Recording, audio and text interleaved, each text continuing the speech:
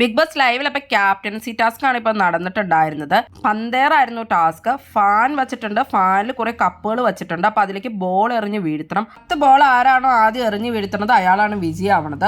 ഇതും അതുപോലെ തന്നെ ജിൻഡോയും നന്ദനയും ആയിരുന്നു അപ്പോൾ ക്യാപ്റ്റൻസി ടാസ്കിലേക്ക് മത്സരിച്ചിട്ടുണ്ടായിരുന്നത്.